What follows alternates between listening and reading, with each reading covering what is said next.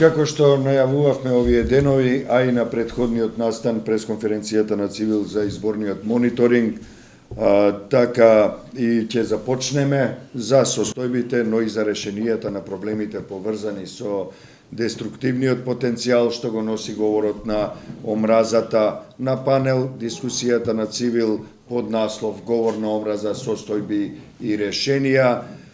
Ќе говорат Снежана Трпевска, Институт Ресис, експертка за медиуми и медиумско право, Петрица Рачини, активист, новинар и исто така експерт за медиуми, и Кочо Андоновски, програмски директор на ЛГБТИ Центар за поддршка, активист, уметник. Модератор на оваа панел дискусија ќе бидам повторно јас, Џабир Дерала, председател на Цивил. Би сакал да започнеме веднаш и тоа од Трпевска, која ќе ја замолиме да ни даде еден општ поглед на говорот на омразата, кои се состојбите што вие и вашиот институт, а секако и вие како експертка можете да ги установите во овој период. Се разбира кој е контаминиран, би рекол во овој случај, со изборната тематика, односно предизборната кампања, и се разбира во понатамошниот тек на овој разговор може би да се обидеме заеднички да дојдеме до некои решенија, повелете. Да, благодарам. Благодарам за поканата на Цивил. Јас едно време предавав медиумско право и може би затоа Џабир се договоривме да ме представи така, да зборувам на оваа трибина до некаде за регулаторните аспекти. Тоа ќе биде веројатно една од темите понатаму, но она што сакам да кажам е дека првенствено сум истражувач и организацијата од каде доаѓам се занимава со истражувања. Настојуваме да правиме повтемелени истражувања кои ги откриваат повеќе причините за појавите, нели, не само нешто што се движи на ниво на констатирање на потреба од нови политики и решенија. Во однос на говорот на омраза во медиумите и надвор од медиумите, како сакаме офлайн или онлайн, сите знаеме, долго време се занимаваме со оваа тема, многу дебати има одржано, многу анализи има направено, еве и колегата Петрица Рачини во рамки на Македонскиот институт за медиуми, дури повеќе анализи имаше направено, имаше и безомразно една веб страница, така што она што мене ме интригира е зошто сега ние се соочуваме се уште со тоа со кое што се соочуваме, иако веќе можеби повеќе од 2 децении во ова либерализирано медиумско обкружување, 3 децении, значи веќе зборуваме за тоа дека медиумите треба да промовираат толеранција, а не говор на омраз. Едно истражување поново на кое работев јас во име на Ресис за потребите на Агенцијата за аудиовизуелни медиумски услуги имаше за цел да ги идентификува нивоата на медиумска писменост кај популацијата.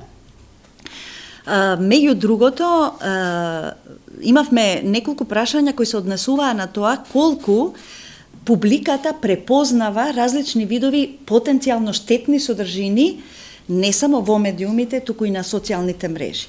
Значи, она што сега нас не интригира е не толку традиционалните медиуми, бидејќи тие не се толку веќе извор на говор на омраза, туку она што се случува на социјалните мрежи, а знаеме дека помладите генерации за нив социјалните мрежи се примарен извор на информирање. Тие се времето што го минуваат на социјалните мрежи е многу поголемо од времето што го минуваат крај традиционалните медиуми, значи барат извори на информации пред се од постови на пријатели или од линкови ставени на социјалните мрежи.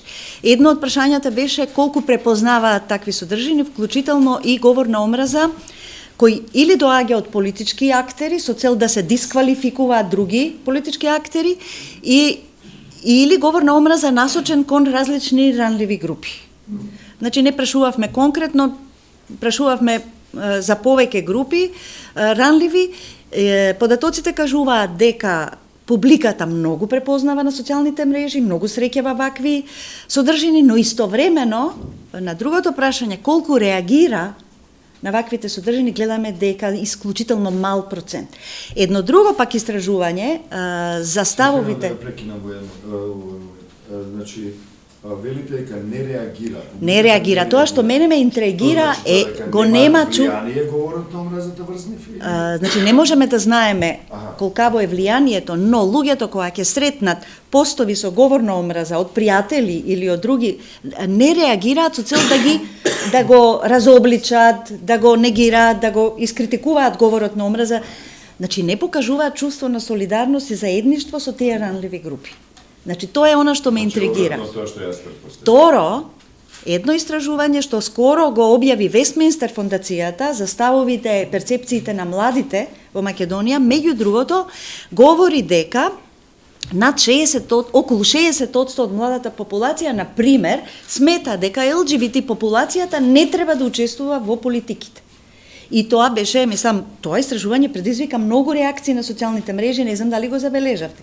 Значи тоа укажува на фактот дека, за жал, меѓу младата популација се уште има многу конзервативни ставови.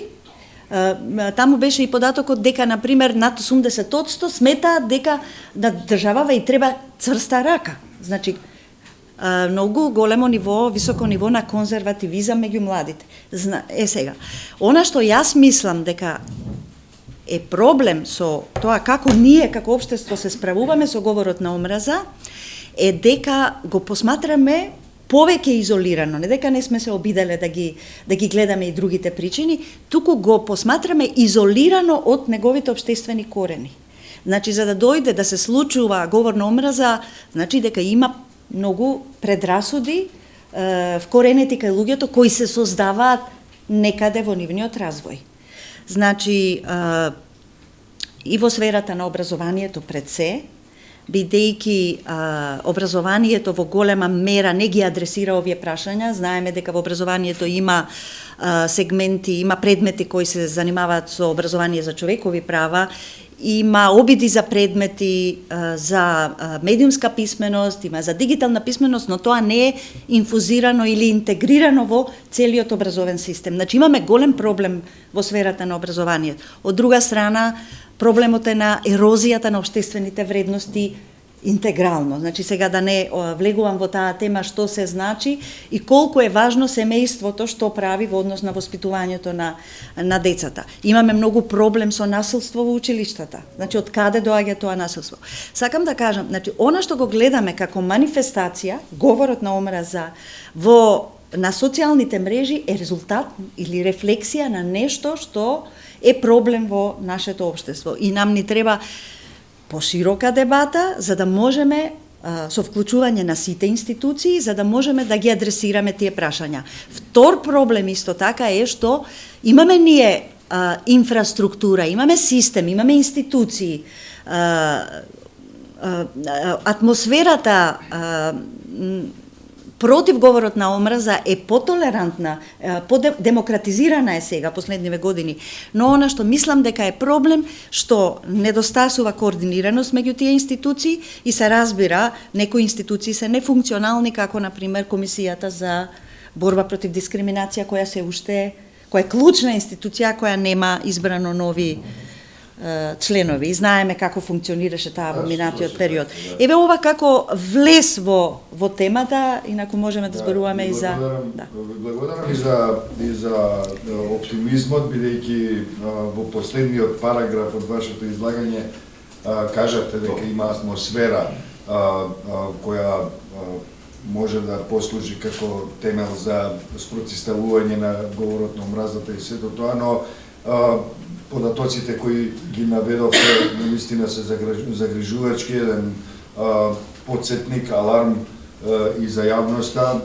Млади луѓе, кога ќе кажете млади луѓе, тоа обично значи прогресивно, нешто што ги урива старите или ретроградните или деструктивните елементи во општеството, сепак да бидат во 60% и повеќе приврзаници на негативни пораки и говор на омраза, односно да го поддржуваат тоа. е навистина загрижувачки и треба навистина да се замислиме како... Се извинувам, Џабер, само една реченица, кога реков е порелаксирана атмосферата, мислев на тоа што го на политичкиот контекст. Мислев на тоа дека политичките актери ја релаксираат до некаде атмосферата, иако и тука не е се идеално, нели? Во споредба со периодот претходно. Во таа смисла. Добро, ама верувам дека и тука можеме да направиме дистинкција од еден до друг до трет политички актер. Со нас денеска е Кочо Андоновски, кој долги години е активист за човекови права и слободи пред се, исто така програмски директор на ЛГБТ и Центарот за поддршка и човек кој има за жал обемно искуство со говорот на омразата. И со делата од со последиците од омраза, бидејќи токму тоа е многу тешка последица, бидејќи е кратка, навистина изворена кратка патеката меѓу говорот на омразата и делата сторени од омраза. Би сакал да го слушнеме твоето искуство, твоето гледиште за... Благодарам, Џабер, благодарам за поканата пред се и мене ми е жал што и јас, за жал и ти, Петрит, имаме многу искуство со говорот на омраза, имаме преживеано дури заеднички многу работи низ годините. И она што LGBT центарот е дел од Хелсиншкиот комитет и ние таму вршиме веќе со години редовен мониторинг на говорот на омраза и се слагам дека има дистинкција меѓу политичките играчи, заради тоа што тие се оние кои ја креираат атмосферата и тие се оние кои ја одржуваат атмосферата на омраза. Нив им треба, на одредени. И тоа се секогаш не само кај нас, дури и пошироко за жал, една политичка опција која се подпира во страна. За мене, ние мониториравме и предходните години, например, точно графиконите ни покажуваат шпицови кога има. Најнаш, например, ние многу брзо заборавивме што преживеавме. Например, јас го памтам весникот Вечер.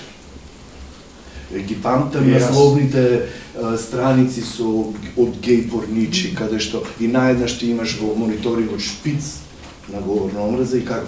И после тоа, например, они одат со таква насловна и како го креираат тоа. Внатре кога ќе влезиш на двете страни, на едната страна имаш интервју со некаков свештеник, например. И веднаш до него, во една коцка, имаш прилог кој се однесува на ова на педерите, кои го врзуваат со тоа дека демографската катастрофа во Македонија се случува заради тоа што нели педерите не се репродуцираат и они сега ќе умриме ние Македонија. И тоа се такви наративи кои полека ја дигаат, ги потврдуваат стереотипите, предразсудите и го дигаат стравот. Во суштина се работи за методологија на владење преку страв. Говорот на омраза, според мене, не е ништо друго, освен креирање и одржување на атмосфера на страв. Страв од некого, дали се тоа мигранти, дали се тоа албанци, дали се тоа LGBT луѓе, дали се тоа жени, има различни групи кои во одредени контексти нив им требаат и они жонглираат со тоа. Сега малку ќе ги мразиме овие, сега малку ќе ги мразиме овие, меѓутоа во цело тоа време ние одржуваме стравот дека тие нешто ќе ни земат, дека тие нешто ќе ни направат. И тој страв од прво ја прави публиката дефанзивна и после тоа агресивна. И тука почнуваат последиците од тој говор на омраза, односно делата од омраза. Почнуваат напади. Заради тоа што целата негативна енергија, која тој систем сака да ја собери на едно место и да ја пренасочи од себе, незадоволството, од тоа како се владе, да го насочи кон одредена група и да ја прика, тие се криви за сето ова. И тоа е канализирање на тоа незадоволство, креирање на страв и после тоа одмазда за нешто што воопшто не се ни случило.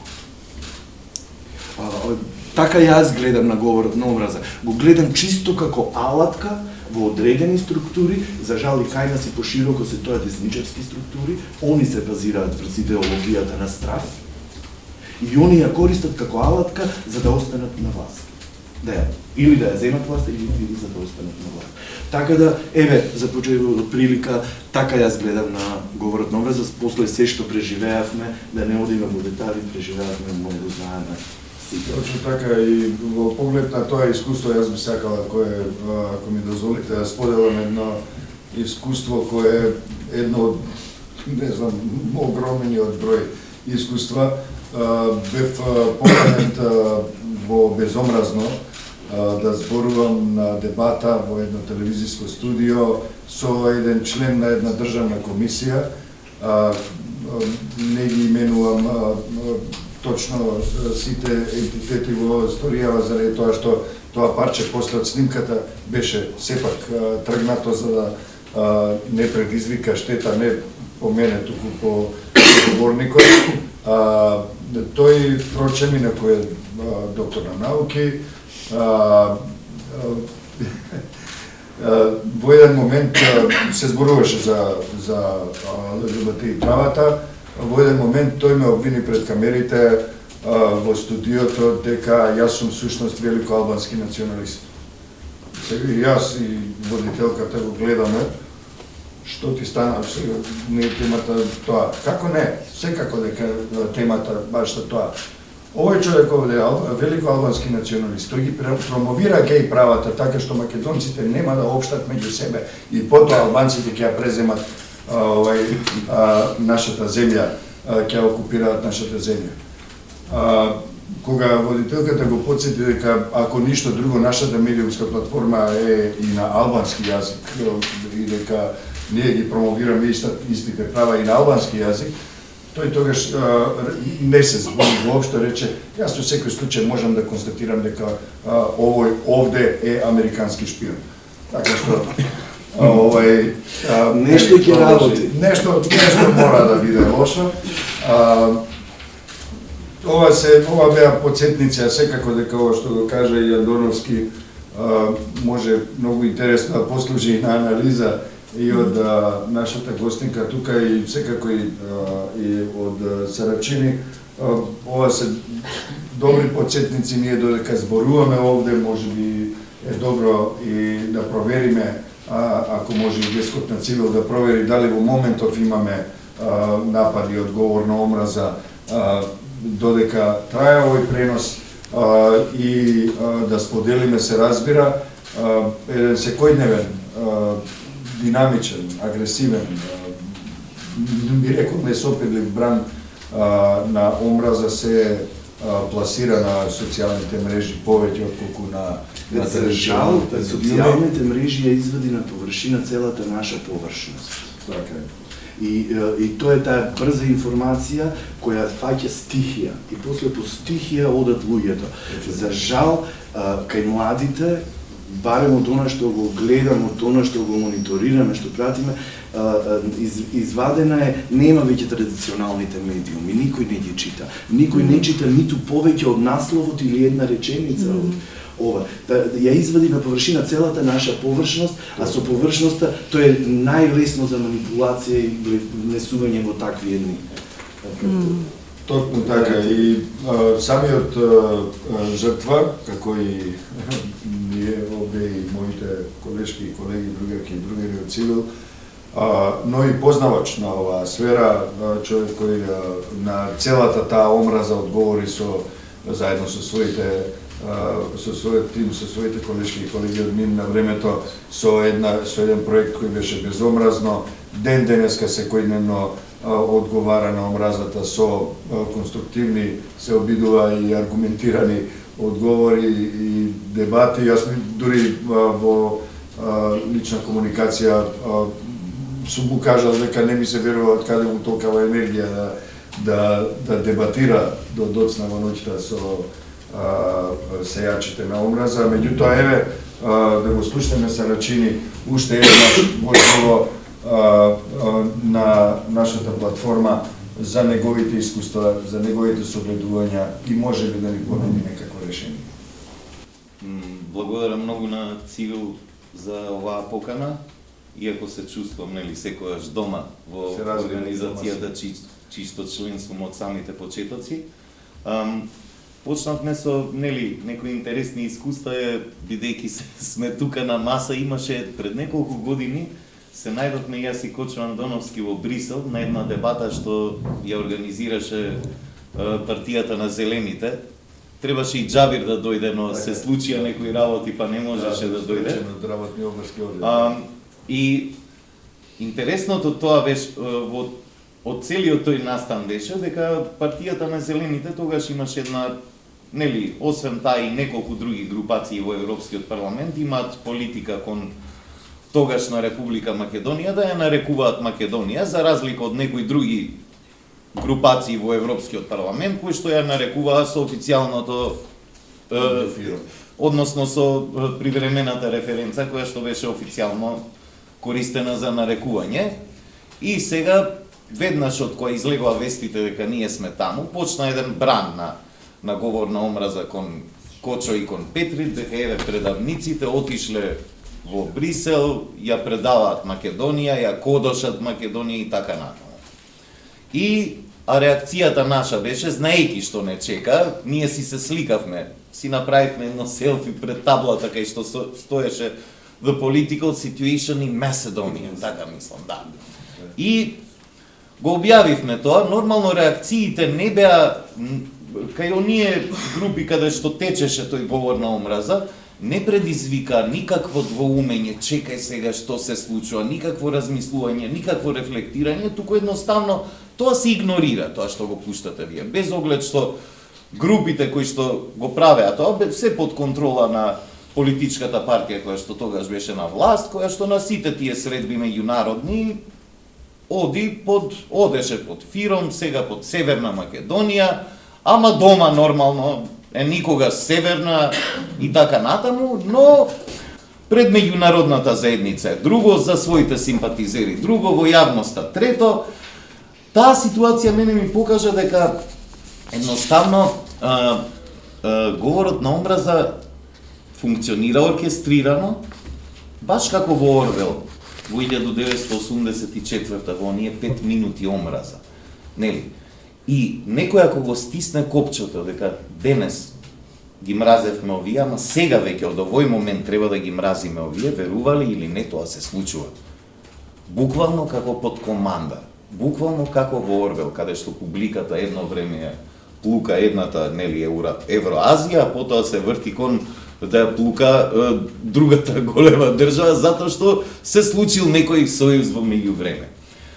Тоа вистински се случува. Тоа можам да го забележам деновиве во односот на партиските војски на социјалните мрежи на албанските политички партии во Македонија.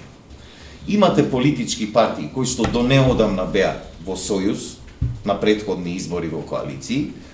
Сега тие коалиции се променети, некој кој што бил противник се станал сојузник, а некој кој што бил сојузник станал противник. За еден миг имате луѓе кои што се фалеле меѓу себе, ја тебе војводо, ти мене сердаре, сега се плукаат меѓу себе.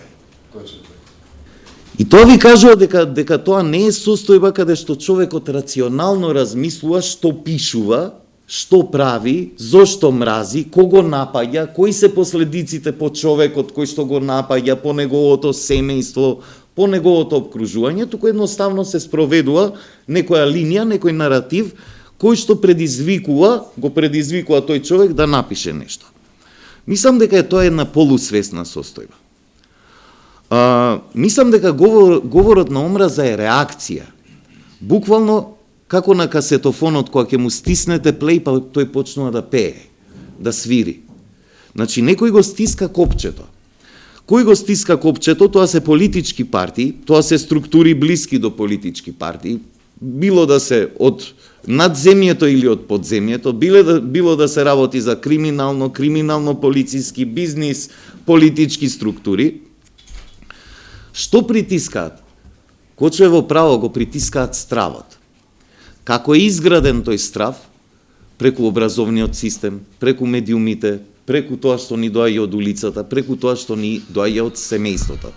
Значи, тие не ги притискаат не притискаат некои непознати копчиња, туку ги притискаат предубедувањата, верувањата за кои што знаат дека ги имаме, сакале или не, поради обкружувањето во кое што живееме со децени, поради нашите традиции како народи, како заедници различни тука во Македонија, поради степенот на образование, системот политички и така натаму и така натаму. Тие добро знаат кој е архетипот на гласачот, македонец, албанец, турчин, ром, србин, влаф и така натаму, знаат кои се неговите стравови и тие стравови ги притискаат. Говорот на омраза е само реакција што излага од еден уплашен, полусвесен човек, кој што мора да го мрази неговиот непријател, а зошто е тој човек непријател не се доведува тоа прашање, туку едноставно се слуша тоа што некој одгоре го кажал дека тој е непријателот и тој треба да се нападне. Сега клучните проблеми за зошто ние сме тука каде што сме во една дупка полна со омраза, каде што се гушиме, буквално ние преку уста веќе дојдено и носот не можеме веќе да дишеме, клучно е неказнивоста. Како што посочи и професорката, ние имаме законодавство, имаме во кривичниот законник неколку членови кои што го адресираат говорот на омраза. Во кривичниот законник, мислам дека беше дали член 25 или 29, дури се посочува дека доколку делото е сторено од омраза, судот треба да пресуди максимална казна, или ако е поттикнато од омраза, судот треба не да ја пресуди минималната, туку максималната казна. Што имаме во праксата? Немаме случај ние каде што е осуден, говор на омраза зборуваме, освен мислам дека има првостепена пресуда за Миленко Неделковски за говорот на омраза за пожарите во Грција. А имаме историја, не само во минатото, секој дневно. Вие сега да отвориме компјутер и да видиме што тече на тајмлајните на Facebook или на Twitter и што објавуваат медиумите, јас сум убеден дека ќе најдеме барем 10 такви примери. Сега, освен неказнивоста на говорот на омраза и поттикнувањето на омразата, кои што доаѓа преку политички структури, кои што влијаат на медиумите и на социјалните мрежи, лажните вести се исто така поттикнувач на говор на омраза, бидејќи преку нив се манипулира јавното мислење, некој ви кажува дека нешто што не е така, вие повторно сте притиснати, копчето ви е притиснато, се плашите од некој дека може некако да ве ризикува на некој начин и реагирате на тоа. Што исто така придонесува, освен лажните вести, за сите овие проблеми ќе зборуваме и за решенијата, придонесува лажниот баланс во медиумите. Значи, она кое што во која линија на која што одат голем дел од медиумите во Македонија, за жал, не е да се направи баланс помеѓу застапените страни и на крај на публиката да и се изведе вистината, туку она што го прават медиумите е половична работа. Значи, доволно е да ги застапиме, да кажеме особа А рекла ова, особа Б рекла тоа и ние сме сега објективни. Простете, но тоа не е објективност. Значи, пристрасноста, како што вели една позната новинарска анекдота, ако личноста А ви вели дека надвор врне, а личноста Б ви вели дека надвор не врне, ваша работа не е на публиката да и пренесете што рекла личноста А или личноста Б, туку да го отворите проклетиот прозорец и да видите дали надвор врне или не, и тоа да и го соопштите на публиката. Не сме новинарството да биде баланс помеѓу лудилото и нормалноста. Не сме новинарството да биде простор каде што лажговците ќе бидат една страна. Не сме новинарството да биде простор каде што манипулаторите со јавното мислење, клеветниците ќе бидат една страна. Тука имаме сериозен проблем и за ова мислам дека има и сериозни теоретски расправи во кој правец ќе се движи во иднина новинарството. Дали ќе остане на своите оригинални постулати, борба за јавниот интерес и за вистината, или ќе биде само платформа каде што ние ќе можеме да видиме што различни групации во општеството мислат за еден проблем. Но мислењето не е вистина. Да се разбереме.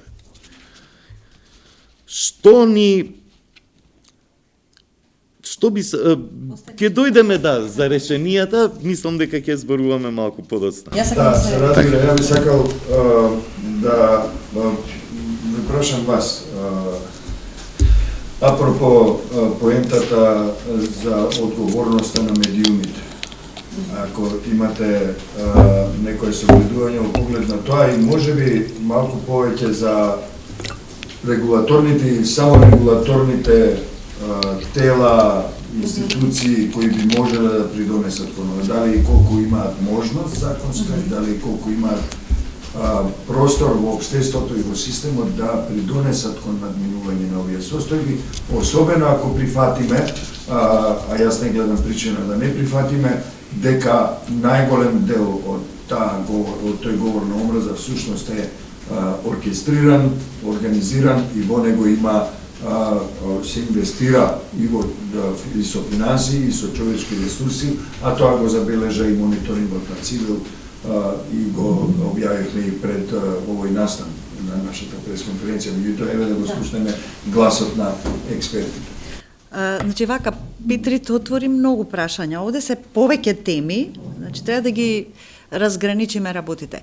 Најпрво, правните системи, современите правни системи, како се справуваат со прашањето на говор на омраза во ново опкружување. Значи, традиционалните методи на регулирање на говорот на омраза, односно регулирањето на говорот на омраза во традиционалните медиуми, тие модели веќе не соодветствуваат во новото дигитално опкружување. Да. Зошто? Бидејќи сега зборуваме за говор на омраза во медиум, кој е уредувачки обликуван, и за кој е клучен концептот уредувачка одговорност. Се знае и по закон, нели, кој одговара кога станува збор за радиодифузер, за печатен медиум, па и за онлайн медиум дури. Значи, иако таа сфера е кај нас, нели, е регулирана, но некој сака да не убеди дека не е регулирана. Да. Сега, тоа е едно прашање. Втора работа, значи, што се создава како проблем во дигиталното опкружување, на социјалните мрежи? Ние таму немаме, значи не зборуваме за медиуми. Таму секој поединец е извор на информација. И сега, тоа ти што го спомна првостепената пресуда за Миленко. Миленко е таму одговорен како поединец, не како новинар или уредник на медиум. Друго прашање е што Миленко е јавна личност. Кога јавна е сега. И трето прашање, колкав е досегот на тој канал преку кој што говори Миленко на Facebook. Едно е ако имаш 200 пријатели на Facebook, друго е ако имаш 50.000 следбеници, како што има пејџот на Миленко. Како одговараат современите правни системи на овие дилеми и предизвици што ги наметнува интернетот во однос на справувањето со говор на омраза, со цел да не ја ограничат пак слободата на изразување премногу, оти интернетот ни носи многу придобивки. И втора работа, ние треба да сме свесни дека грубиот говор, критичкиот говор, не е секој говор на омраза. Иако може, значи таа граница е тешко да се разпознае. За да се одреди што е говор на омраза, има и Европскиот суд за човекови права, и судовите национални, и други институции, вклучувајќи ја и Агенцијата за аудиовизуелни, која има надлежност да изрекува санкции, да покренува постапки за говор на омраза. Значи, треба да примени цел еден тест кој што содржи повеќе прашања. Не секој исказ е со ист интензитет, не секој исказ може да предизвика такви последици и многу е битно, сега да дојдеме до прашањето на политичарите. Едно од клучните прашања што сите меѓународни инструменти за човекови права, за стандардите го нагласуваат е кој го дава исказот.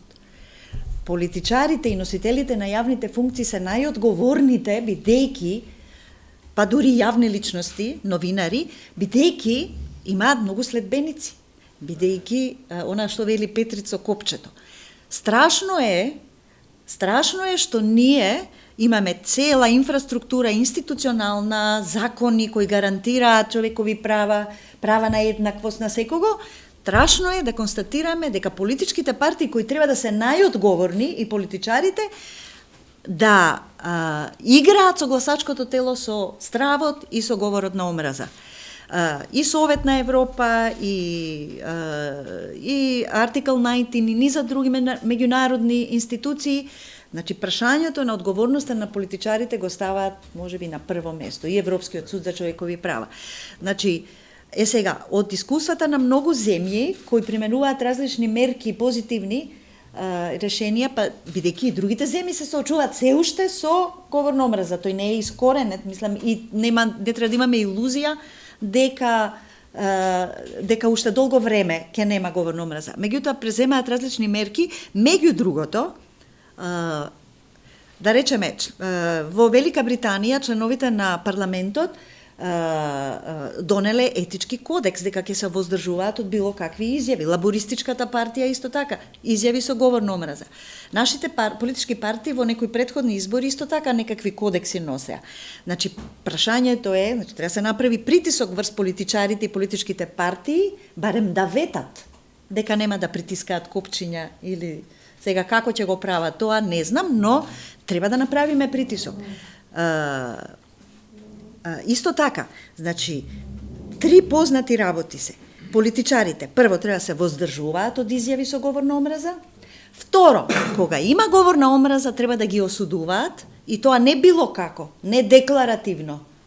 Значи, треба на јавноста да ја покажат дека се убедени дека не треба да има говор на омраза, а не само формални изјави да даваат. И политичарите и институциите. И трето, треба да отвараат диалог за борба против нетолеранцијата и против говорот на омраза. Значи, исклучително важно прашање. Што нашите политичари прават? А за жал, како што кажавте, до пред известно време, ама и сега, и јас жал ми е што не можам да следам што се случува на политичката сцена на албанските политички партии, значи каков е тој политички говор, колку ја преминува таа тенка линија меѓу критички говор кој е дозволен, да се разбереме, и преминува во говор на омраз.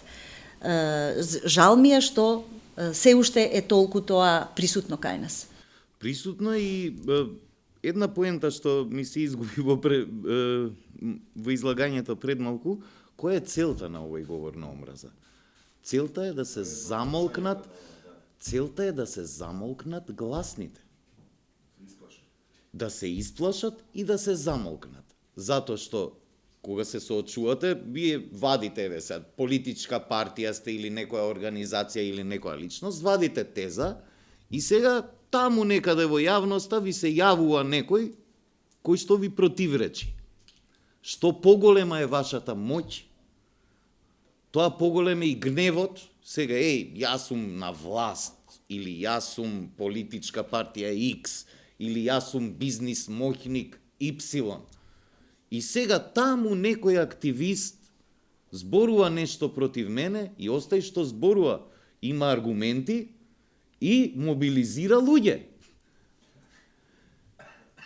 И затоа веднаш, затоа тие структури го притискаат копчето на структурите кои што се под нивна контрола или нивни симпатизери и преку ракавици, преку маши се обидуваат да ги пикнат под онаа линија на наведнатата глава во толпата. Нели, секој кој што ќе ја дигне главата треба му се спушти главата за се да си биде мирно, никој да не таласа.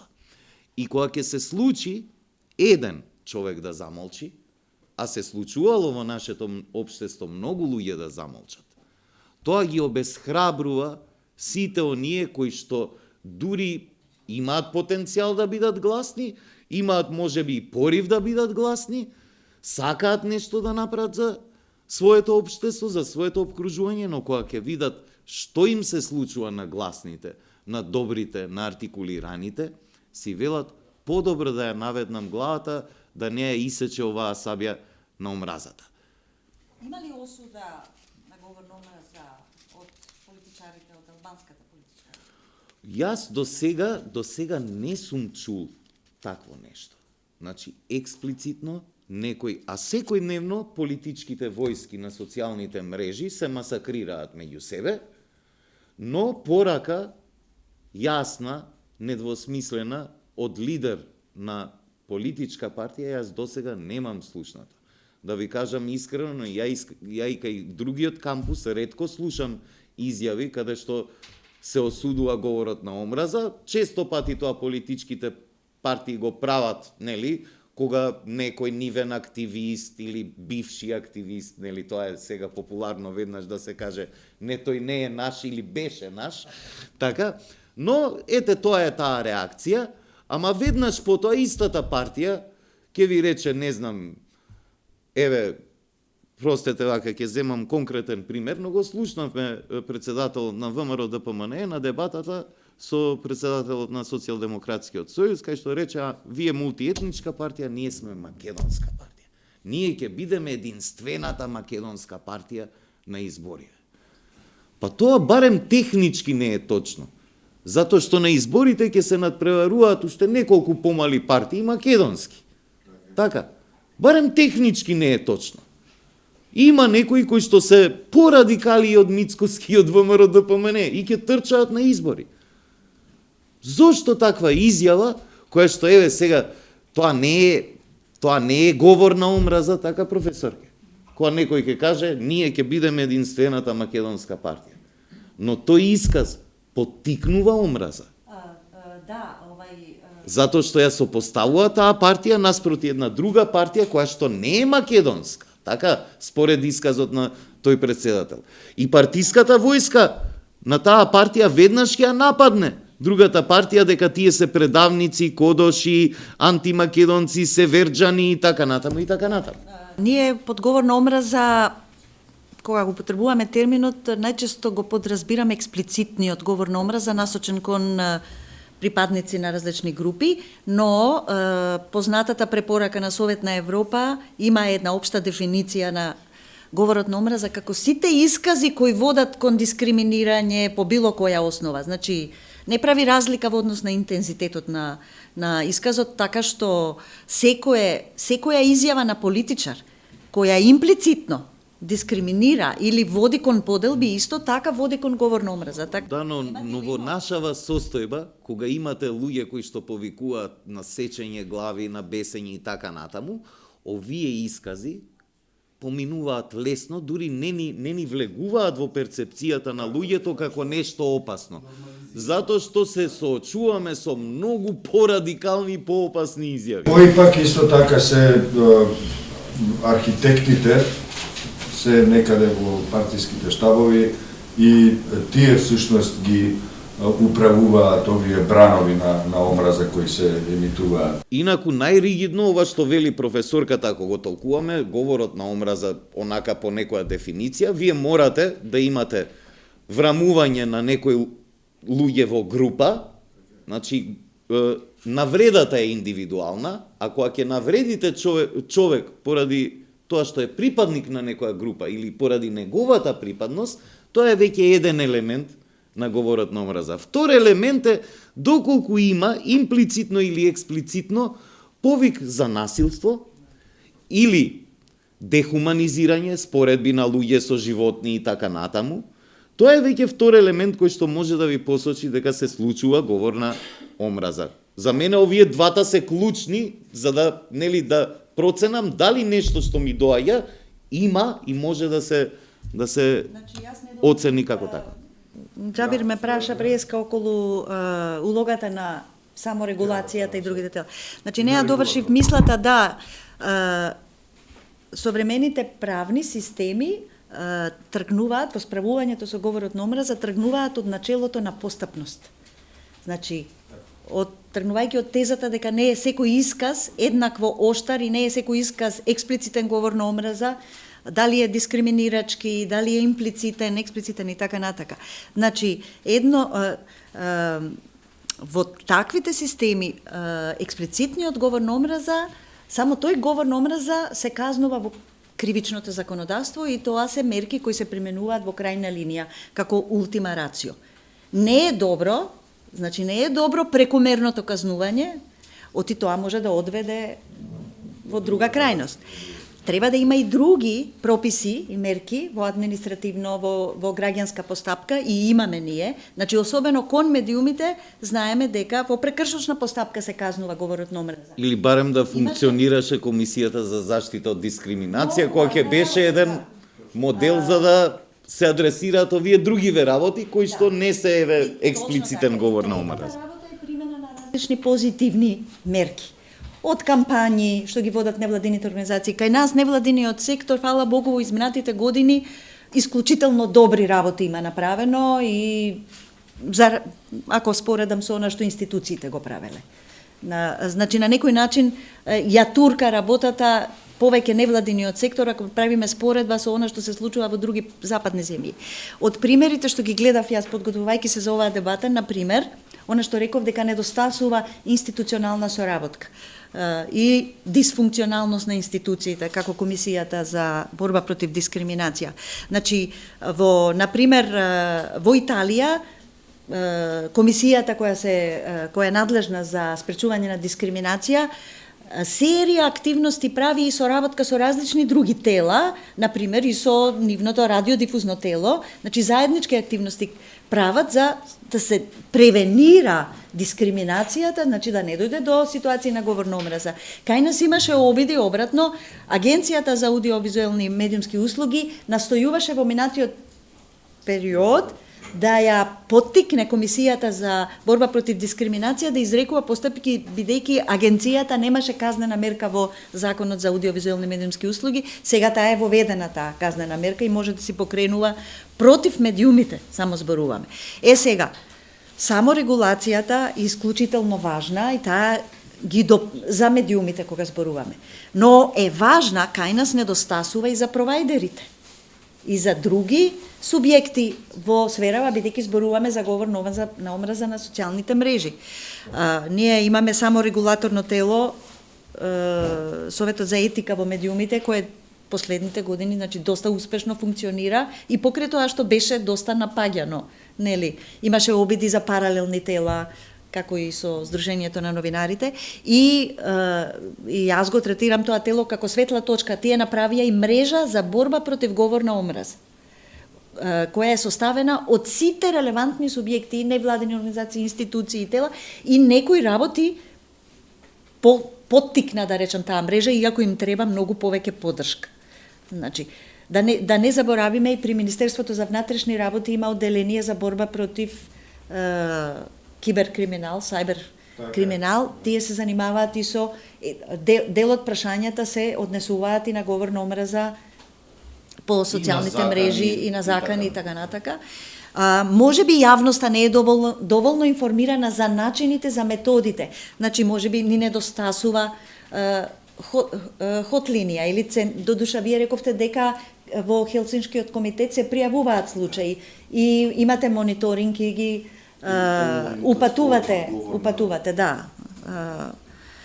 Точно е тоа. Но, пак ќе речам, недостасува меѓуинституционална соработка.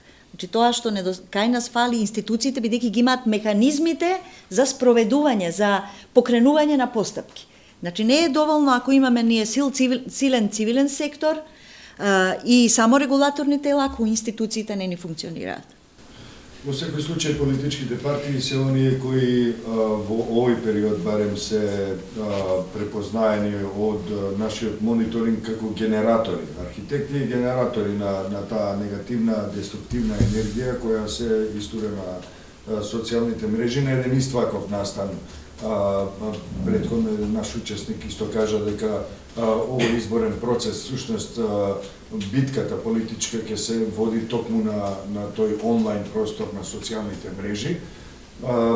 Јас пред да го отворам тој простор за дополнителни коментари и можеби завршни пораки, би сакал во име на Андоновски да се извинам затоа што тој има неодложен ангажман во соседството каде што е седиштето на неговата организација и да му се заблагодарам за учеството, а ние ќе продолжиме уште кратко за завршните пораки. Би сакал да го слушнам коментарот на ова што го слушнавме и од Трпевска за тоа како функционираат регулаторните, односно саморегулаторните тела. Јас само ќе се извинам, малку подоцна почевме и затоа веќе имав договорено нешто во 1:30 требаше да одам на состанок. Извинете многу. Само сакам, вие ги наведовте сите и заеднички, ние ги имаме механизми. Тие меѓу себе не соработуваат и она што кај нас фали е образованието. Ние потфрлуваме за многу работи во образованието, а овде исто така една од клучните работи е образованието кај нас. Благодарам уште еднаш, се извинете уште еднаш. Ја само би во однос на ова што го кажа професор Трпевска, дека има потфрлања, како да речеме, во меѓуинституционалната соработка, но тоа што мене ме охрабрува, ако нешто може да не охрабри во оваа прилично, како да речеме, незавидна состојба во која што се наоѓаме по однос на ова прашање, е дека во новинарството, помеѓу професионалците, помеѓу медиумските експерти и професионалните организации, мислам дека постои едно повисоко ниво на свесност за проблемот. Веќе почнуваат да има сериозни иницијативи кои што го адресираат овој проблем, почнето од иницијативата за создавање на регистар на онлайн портали, кој што е само регулаторен зафат. Мислам дека тоа е сериозен успех и дека тоа е еден од чекорите кои што може да ни помогнат да почнеме да ја добиваме оваа битка со говорот на омраза. Бидејќи ако публиката јасно знае кој е медиум и почитува стандарди, кој не е медиум, тогаш е малку полесно и за нив да се ориентираат каде да ги бараат информациите. Во сферата на радиодифузијата тоа е прилично јасно, се знаат кои се телевизиите на национално, на локално ниво, кои се радиостаниците, се знаат печатените изданија, тие се регистрирани. Оваа онлайн сфера е се уште прилично сива. Јас се уште мислам, се надевам дека уште се согласуваме професор Трпевска, дека нам не ни треба регулација на интернет просторот. Затоа што имаме доволно регулација. Ние имаме повеќе закони, тоа го покажувавме и преку истражувања и во Македонскиот институт за медиуми и вие во X, дека имаме ние инфраструктура на легислатива. Проблемот е што таа се спроведува селективно, не се спроведува целосно, некаде па воопшто не се спроведува, некои тела функционираат, некои не функционираат, нема соработка помеѓу нив. Инаку има точки, има огромен потенцијал. Јас повторно би се навратил на една реченица од минатото, дека состојбата ни е очајна, но потенцијалот ни е извонреден. Ние имаме на вистина голем потенцијал да ја добиеме оваа битка, но за да ја добиеме, треба да профункционираат механизмите, треба саморегулацијата да добие уште повеќе на значење и на динамика, а тоа ќе зависи најмногу од медиумската заедница. Јас не би сакал да ја видам државата како се меша во регулација на медиумите. Мислам дека за таа опасност зборуваме, дека во ред, неки ќе добиете некоја владеачка структура која што делува како она се вели во теоријата, некогаш е добро да имате просветлен диктатор, така, како Тито, како, не знам, како Ататурк, па да мрдне земја од една целосна неразвиеност. Но што ако ви дојде некој непросветлен диктатор? Или непросветлено диктаторска власт? Имавме таква 10 години. Апсолутно сум против секој интервенционизам и регулација на медиумите и слобода на говорот на таков начин. Имаме начини како да се саморегулираме во медиумите и во новинарската професија. Државата да си го среди својот дел е најбитно. Неказнивоста на говорот на омраза, неказнивоста на жестоките хајки со лажни вести, клевети, манипулации. Тоа е проблемот што треба државата да го среди. А тоа што треба да го средат медиумите е внатре да се консолидираат за што помалку луѓе кои што не припаѓаат во таа сфера да имаат влијание во јавноста. И третиот елемент тука е едукацијата, која што за жал ја нема веќе во медиумите, едукативната димензија е речиси изгубена, ја нема воопшто. И во образовниот систем кој што треба да не во нормални земји тој комплементира, а кај нас треба и да ги комплементира медиумите, но и да ги суплементира, бидејќи тие не образуваат веќе. Јас мислам дека тука е многу јасна разликата меѓу тоа што подразбира говорот на омраза пласиран како материјал на социјалните мрежи и што подразбира одговорноста на тие што тоа го генерира.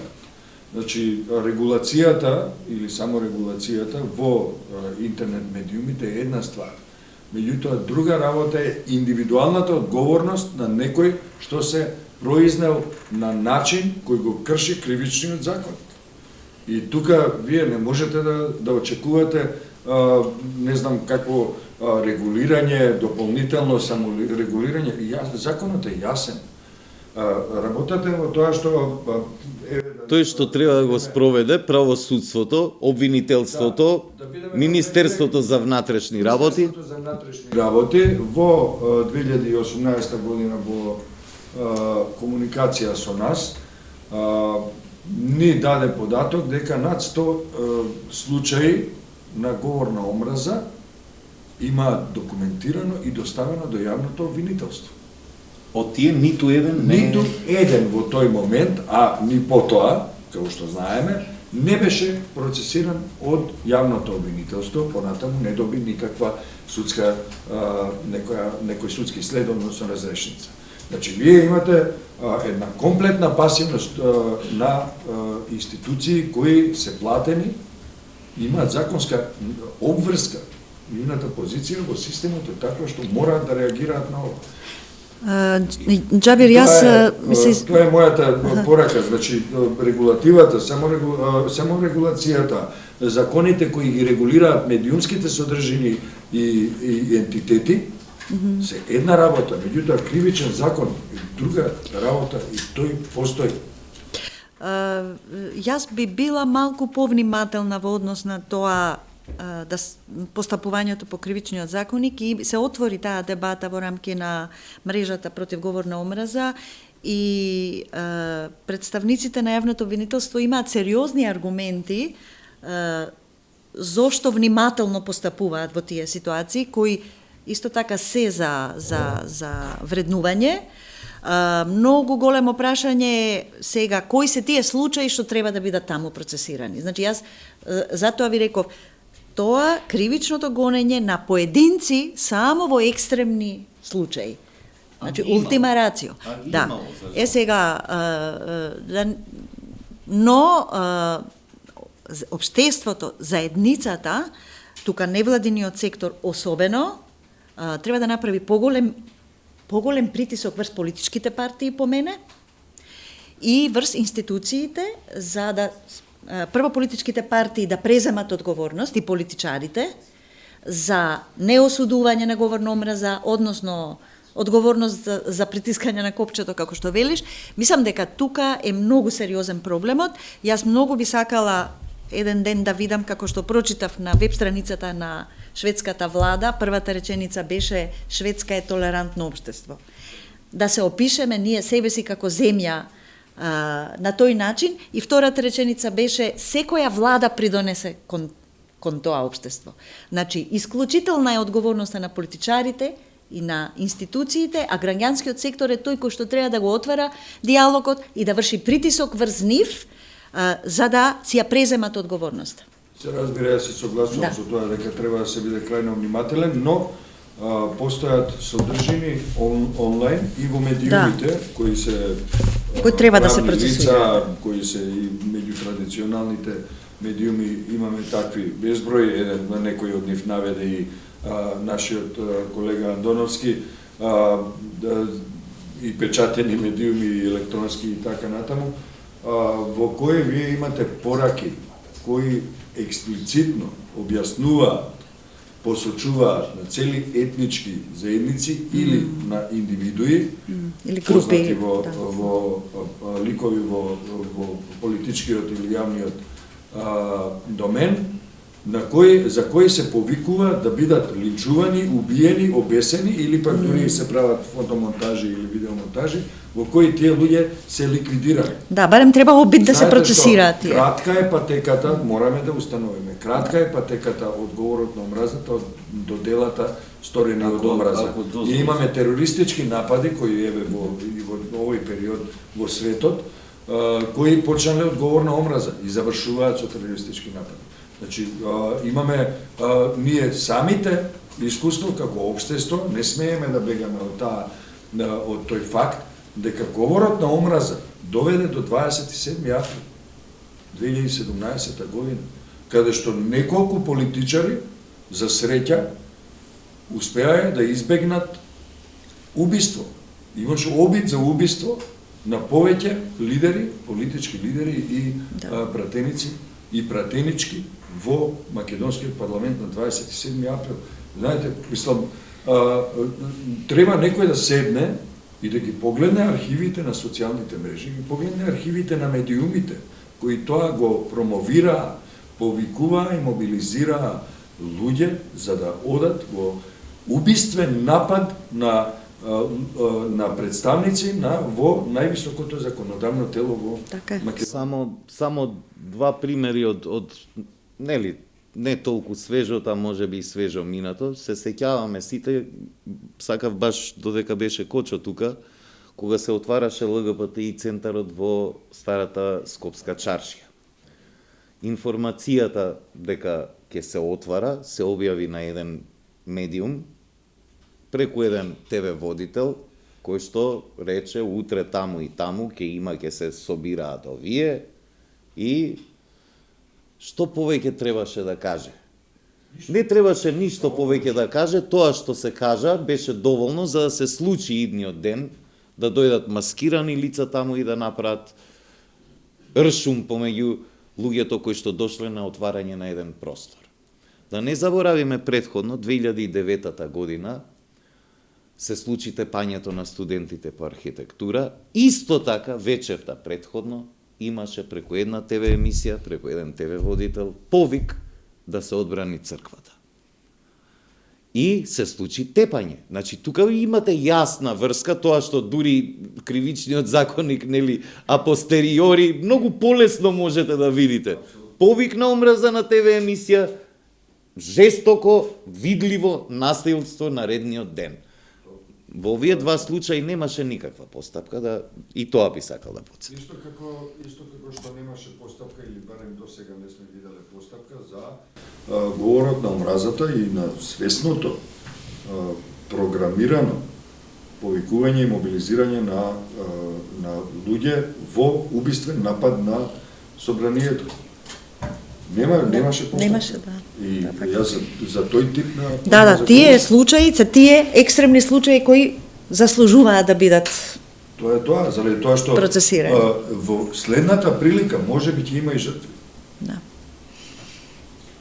Тоа мора некој да почне да размислува во оваа земја и да почне да действува во таа насока. Добро, ако немаме уште некој, имаме уште многу да се каже, меѓутоа сметам дека во голема мерка